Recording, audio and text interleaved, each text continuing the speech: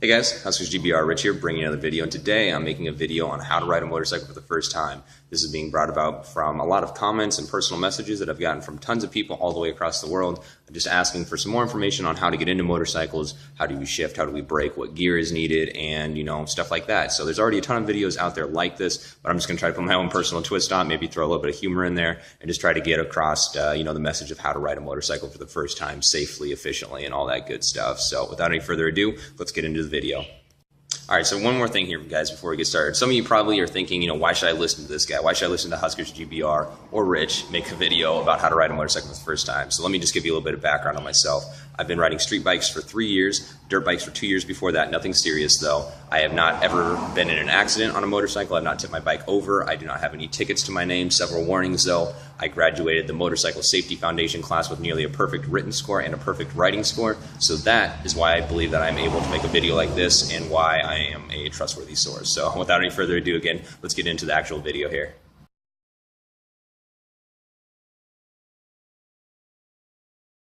Alrighty guys, first things first, if you want to get into motorcycle riding or ride a motorcycle for the first time, you're going to need some gear. And let's just talk basics on gear real quick here. The more gear you wear while riding a motorcycle, the safer you are going to be. Not necessarily as far as cars hitting you, but if you do get in an accident, you're going to be a lot better off wearing gear than if you were not. In my videos, I'm kind of notorious for not wearing gear, but it's a personal choice in my mind, but I would always recommend that you wear as much gear as you can or as much gear as you're willing to take a risk with. So anyways, let's get into it here. The first part of the gear that I would definitely recommend, number one thing, is a helmet. My helmet right here is an Arai Corsair 5 Scott Russell edition. I have a review video on my channel of it if you'd like to check it out more or just see some more angles of it. My gloves, the next thing that I always wear no matter what, are just the Fox Bomber gloves in black right there. Very breathable. It's summertime here in Nebraska and we'll get up to 100 plus degrees with 80+% humidity. So very, very breathable gloves. They work great. My hands don't get sweaty at all or anything like that. Over here are my two jackets. Right here on the left is the Icon Contra jacket. It's a textile one, very, very breathable again. Has a removable liner on the inside, but this guy, as well as my other one, has the CE rated armor that goes in the elbows, shoulders, and the back. So it'll protect you very, very well if you do go down. And then over here is my other jacket, which is going to be a leather one. And this is the AGV Sport Suzuki GSXR branded one. And again, it will also have the protective CE rated pads in the elbows, shoulders, and the back piece as well. So again, normally when I ride, I always wear the helmet, I always wear the gloves, and I always wear closed-toed shoes. Those are some pretty crazy shoes, but I'm a pretty crazy guy. They're also leather. Don't wear flip-flops, don't wear Crocs, don't wear anything like that. Wear a closed-toed leather shoe at least at the bare minimum. They make racing boots and stuff like that as well if you would like, but that's the gear overview. And again, the more gear you wear, the better off you're going to be. Let's move on to the next part here now.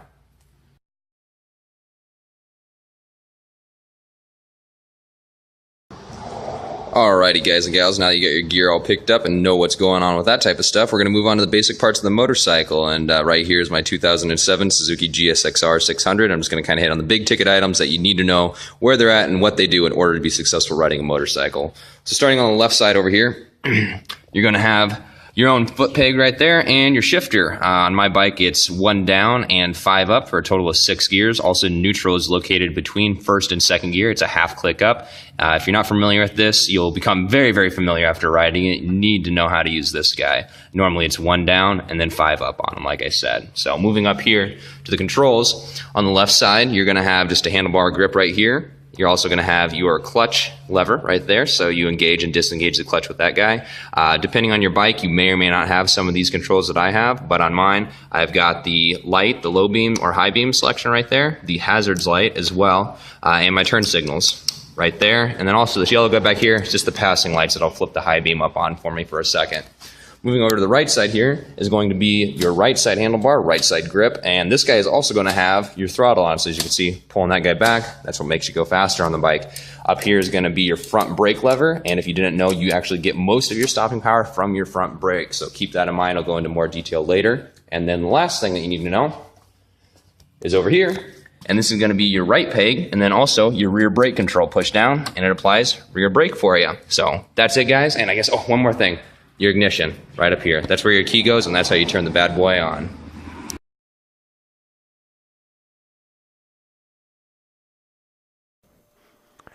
Alrighty guys, I'm all geared up now. Got my gloves, my jacket, jeans, shoes on and stuff, and let's move on to actually getting on the motorcycle. So again, here's my GSXR. I always get on from the left side of the motorcycle. That would be the side with the kickstand down on it. This makes it easier to actually swing your leg up and over. You're not going to be kicking your tail section at all or anything like that. And then it also just gives you, with the kickstand down that side, you can easily rest the bike back down should you need to once you get on it. So I always put my left hand on the left control bar just for a grip. Just swing the leg over, body, and then go ahead and touch both your feet flat-footed if you can, or tippy toes, doesn't really matter. Sometimes you don't have a choice. And, you know, just get kind of comfortable with the bike. Go ahead and put the kickstand up on it. And now here we are. My bike is currently off. Going to turn it to on. Going to turn the bike to run, or to the on position, I guess you could say. It's going to go ahead and prime the engine. I have a gear indicator right here. Some bikes may not have that. It's really easy to tell when you start the bike. You just want to be in neutral, and you can tell if you're in neutral if you roll the bike. Like I'm rolling the bike right now and it's stopping. That's because it's engaging the transmission in the engine, and that's you know, preventing the bike from actually rotating forward like that. So, and as the gear indicator would show, I'm in gear 1, not in neutral. So I'm going to go ahead and half a click up to neutral. It's 0. A green light comes on. That's pretty standard on most bikes, and when you see that, you're good to start.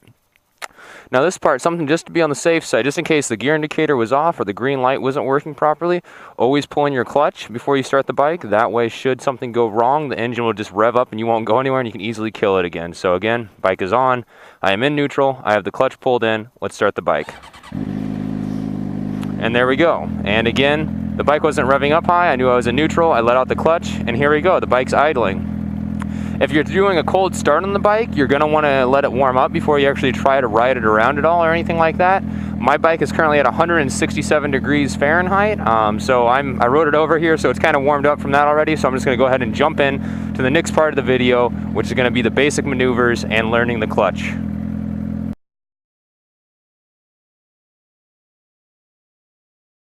Alrighty guys, we're back here. Bike started, it's warmed up, we're ready to go. And the very first thing when you get on a new bike, or if you're new to riding, is you want to find where the clutch engages the transmission at, or where it starts to actually start to move forward on you. So right now I just put the bike into first gear. It was in neutral. I pushed down once on the shifter while holding the clutch in. And now I'm just going to kind of let the clutch out and see the bike is rolling like that. I'm not giving it any throttle. The bike's just rolling by itself with that. And I can feel the engine when the RPMs want to drop. You can see it go drop down a little bit. And keep in mind, that again was no throttle whatsoever. So I know that the bike starts to engage, or the clutch starts to disengage about, half an inch out from completely closed. So once you kind of get that down and stuff like that, and a real easy way to kind of, ingrain it into your skull where that's at is just like go across a parking lot or so, just moving the clutch out very slowly like that, and put your feet down, and always have your hand on the front brake if you need to. And should the bike ever do anything you don't want it to do, always pull in the clutch and apply front brake. That way the engine will stop sending power to the transmission. That'll stop your forward progress or your forward movement. And then applying the front brake will slow you down from whatever speed that you were going as well. So just keep that in mind. Alrighty guys, real quick here, I want to show you what will happen if you let out the clutch too quickly. So again, I'm stopped, I'm in neutral right now. I'm gonna go ahead and put it into first, and there it goes. And if you let out the clutch too fast, like here's the sweet spot again, I'm letting the clutch out and I'm starting to roll forward, there's the sweet spot, that's where it's engaging. If I let it out too fast, the bike's gonna die, like that. And that's nothing to be worried about. It doesn't hurt the bike necessarily at all, and it happens to everybody. If somebody told you they've never killed their motorcycle or the engine in a manual transmission car or on a motorcycle, they're definitely lying to you. So that's not a big deal at all. We're just gonna go ahead and pull the clutch back in, put it back into neutral, and start the bike right back up. To show you what you can also do if you're very, very smooth with the clutch release. You can actually get the bike rolling without applying any throttle. So here we go. There's the sweet spot, it's starting to come up. It's really coming up. I'm just letting out very, very slowly. And there you go. Same thing that More Death did. I am not applying, look, no throttle. Here's my hand, no throttle. And the bike is moving in first gear. So if you have a smooth enough clutch release, you can actually get the bike going without even having to apply throttle. It's that easy. And the bike's not going fast, it's holding steady at 6 miles an hour. So there you go. Something to maybe strive for. Maybe one of you guys can leave a video response for yourself doing that.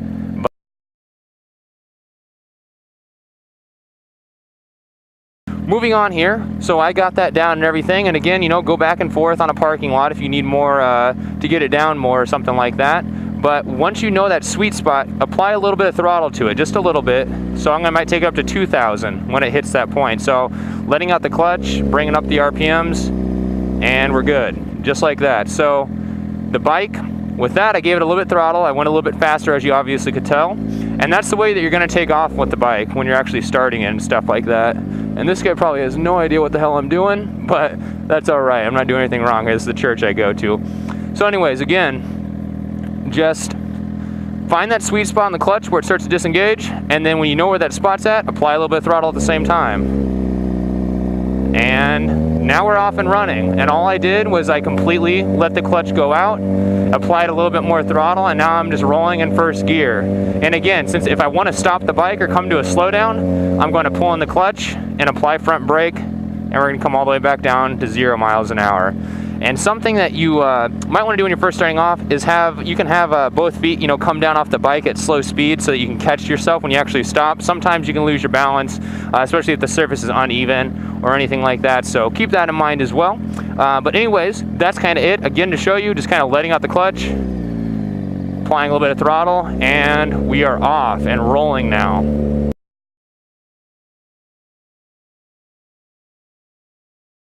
So the next thing we're going to do is shifting on the motorcycle, and this is something that a lot of people kind of get scared about, but there's no need to be scared at all about shifting. It's actually very, very, very straightforward and very easy to do. And the way that we're actually going to shift is very straightforward. Once you got the bike rolling and everything, again, all you're going to do, I'm going to put the bike back in neutral since I'm stopped here. So you're rolling in first gear. When you want to shift up, which can be, you know, on my bike, it starts off at 0 and goes all the way up to 16,000. I normally shift between 6 to 4,000. You know, anywhere where you're comfortable or when you think you need to change gear, all you're going to do is going to kill the throttle, pull in the clutch, shift up on your gear lever, and then go ahead and let out the clutch and reapply throttle. Very straightforward. I'll show you again here. So here's the takeoff. Finding that sweet spot, giving it a little bit of throttle so the engine doesn't actually die. And there we go, we're rolling in first gear. I'm gonna move over here to the actual road. So I'm going to kill the throttle, pull in the clutch, shift up in a second, let out the clutch, and apply throttle again. And that's as easy as that. And you just keep repeating that process as many times as you need to in order to get through all your gears or get to the desired speed that you want to. But when you're first learning out, don't worry about going up into 6th gear. You know, the higher in the gears you get, the faster you need to be going to keep the engine in its power band and have enough power so the engine doesn't die in a corner or anything like that.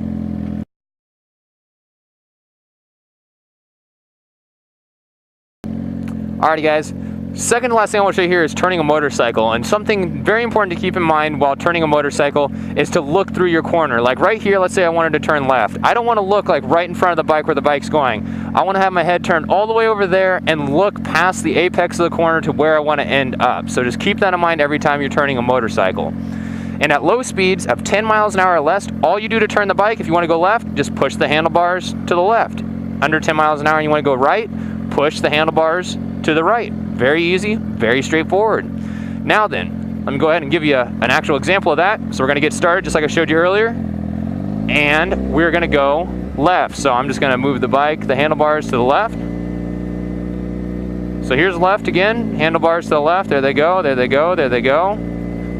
Right, handlebars are going to the right. To the left, handlebars are going to the left again. Now then, let me show you what you need to do when you actually are going faster than 10 miles an hour. This is going to sound like kind of a foreign concept, but it's still very, very easy to understand and to know what to do when you're actually on the bike. This is something that, don't worry about it right now. If you're just sitting at home on the computer and thinking about getting a bike, do not worry about this at all. It'll be very, very easy to learn once you're actually on a bike, and it's kind of hard to explain otherwise. And I'll leave a link to a video right here of when I did this in depth on, but it's called counter steering. If I'm going faster than 10 miles an hour, and I want to go to the left, I'm actually going to push or pull the handlebars to the right. And that might sound weird, but what that's going to do is that's going to transfer the weight of the bike over to the opposite side that you're pushing or pulling the handlebars, and then cause the bike to lean in that direction, and it's just going to set you up for that corner. So up here, let me show you here. If I want to go left, look, I'm going to push to the right, and the bike falls over like that. And it's just, again, a way to initiate the corner. So let me get back through here and get to another open spot, and I'll show you again. And this is something for here. So again, I want to go, let's say I want to go to the right. I'm actually going to push the handlebars to the left. Did you see that? I pushed it to the left, but the bike actually fell to the right, and I started to go right. The wheel kind of automatically came back over for me. So let me show you that again. And I do that, so I'm going 14. I actually did it just a little bit to initiate that corner.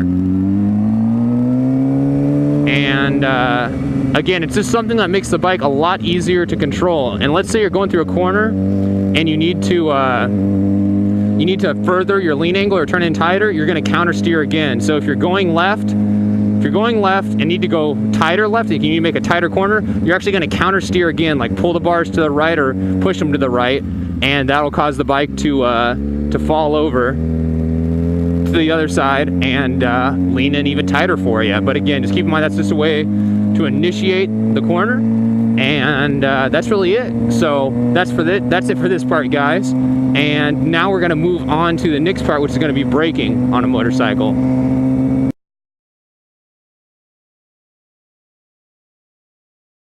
Alrighty, guys. So now we're going to start the braking part of this video, and motorcycle braking is very easy. Again, front brake lever over here on the right, and my rear brake lever is right down there. It's a foot peg. You push it down and it applies rear brake for you. You're going to get most of your front braking, or your braking, overall braking power from your front brake. I think it's actually 60 or 70% of your total braking power comes from your front brake alone. So don't rely only on the rear brake. You're going to need to use front brake. And what I normally do is get going again, and when I need to slow down, depending on how fast you're going, you're going to want to pull in the clutch and then just apply a small amount of front brake, and it doesn't hurt to just cover the rear brake lever at all either. So when I say cover the rear brake lever, all I mean is just rest your foot on top of it and just kind of let it push the lever down just slightly. So again, I'm going to pull in the clutch, apply front brake, and we're going to come down to a stop, just like that. I stuck my left foot out to catch me, and my right foot is still actually on the brake pedal down there, along with my hand on the front brake, and I still have the clutch pulled in, and I'm in first gear, just to kind of give you an overview of everything that happened there. So let's get going again here. And what you want to try to avoid, and when you're braking, you got to understand that all the weight's going to be transferred to the front. So if you apply hard front brake, and you apply hard rear brake, your rear tire is going to lock up and can start to slide out on you. And you want to avoid that. That's not something good that's going to happen. You want to avoid any of your tires. It's better to have your rear lock up than your front. Your front can become very, very messy if you lock it up. But if you lock up your rear tire on your bike, don't worry about it. Just keep it locked until you come to a complete stop, and then you can release the brake pedal. You don't want to unrelease the tire. Like if it's locked up, you don't want to let off the brake, because what will actually happen is that the bike can catch traction again, and it might actually cause the bike to jump or to hop on you. Now then, if you lock up your front tire, which I have never done, and you'd have to apply some crazy hard front brake pressure to it, if that happens, let off the front brake. You do not want your front brake or your front tire to be skidding on you. That's what you want to avoid at all costs. So if your front brake your front tire does lock up and starts to slide, let off slightly on your front brake so you can regain control and be able to steer your bike and all of that stuff. Alrighty, guys, so this has been Huskers GBR and my how to ride a motorcycle for the very first time video. I showed you firstly what gear and how to pick out your gear and stuff like that.